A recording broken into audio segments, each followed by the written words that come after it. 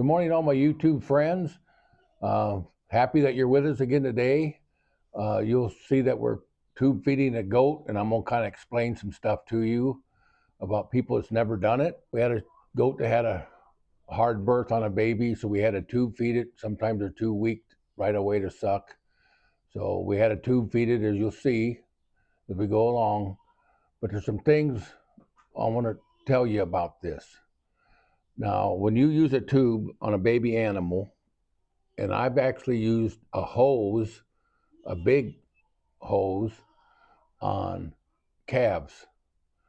So I took one off of a wash machine and kept it for years, and I used that. But for goats or sheep, this is all you need, just a little bitty hose. And if you notice, it's got a hose on the end, so you can't plug it up on this end. And there's a reason this is closed. I'll explain that to you too. Because this is actually made, if you buy this, it's like an enema tube. That's what it's for. But you can also wash it, clean it when you're done, sanitize it. Then you can use it to tube them down the throat to pour milk in a baby that won't suck.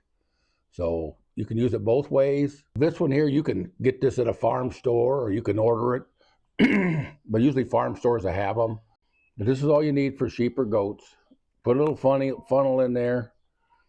And when you're feeding, first you got to get this down his throat.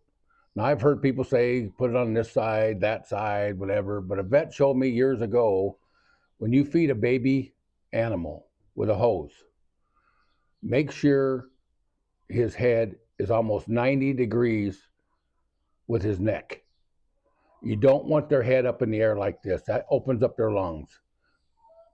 Force their head down. Just kind of hold your hand under there. I hold them under here in the back of their head, and I can feel them swallow. So I know when they swallow, that esophagus, whatever it is, it closes to their lungs, will shut their lungs off.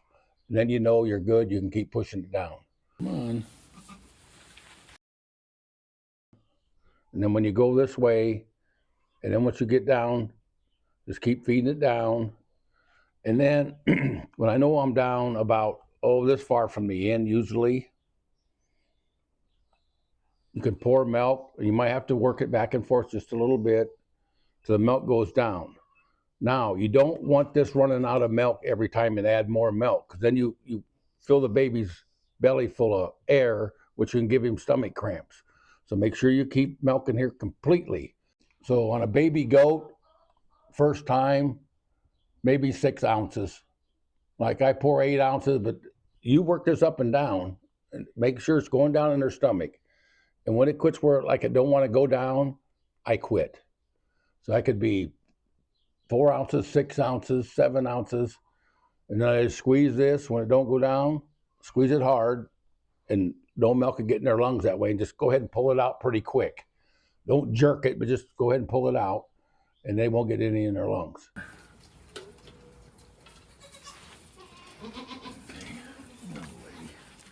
Now you got a little stuff in your belly. Yeah. You got a little food in your belly.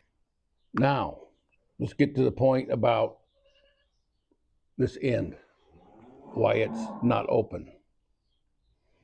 When you give an enema to a sheep or goat, because due to the fact they got what they call meconium, it's a black tar-like substance inside their colon.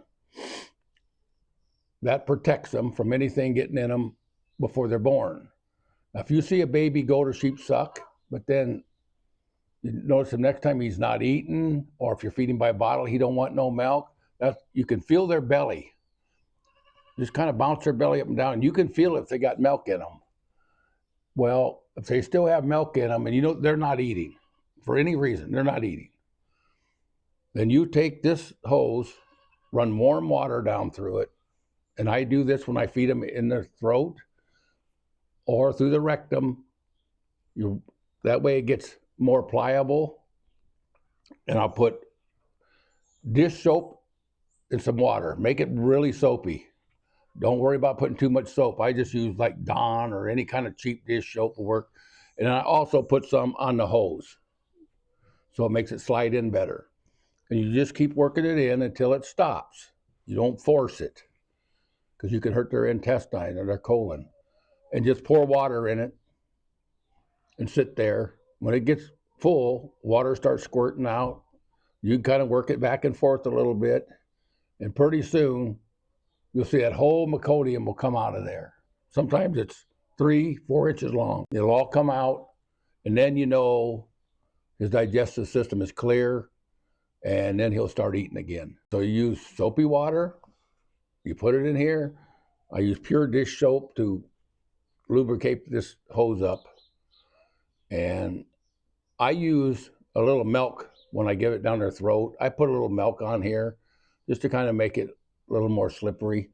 But when you do it through the rectum, you want to put soap on here, pure soap, and add soap in your water. Just make it soapy, like twice as soapy as you do dishes with. That's what I do. I make it pretty soapy. So just give a good squirt in there, put a little water in a cup, and keep pouring it until it quits. Then you can work it back and forth. You can pull it out, and nothing comes out. You can push it back in, pour more soapy water, but it only takes a minute, and pretty soon they'll pass the whole thing and be done. And that's very, very important, because every year we get at least 1 or 2 that you got to do that to. You don't need to call the vet. If they're not eating for any reason, the first thing I would do is give them an enema, and that'll usually cure their problems. So that's the basic how you use it. It works wonderful. It's cheap. It's easy. And to work once you learn to use it right. So that's the story of this tube. I hope it helped some of you. And I pray that God blesses you in all your ventures. And I always pray for God's hand to help me do any kind of stuff like this. I always ask the Lord to help guide me and direct me and help me do it correctly. And you get his help, you'll never go wrong. So maybe God bless each and every one of you, and have a very, very nice day.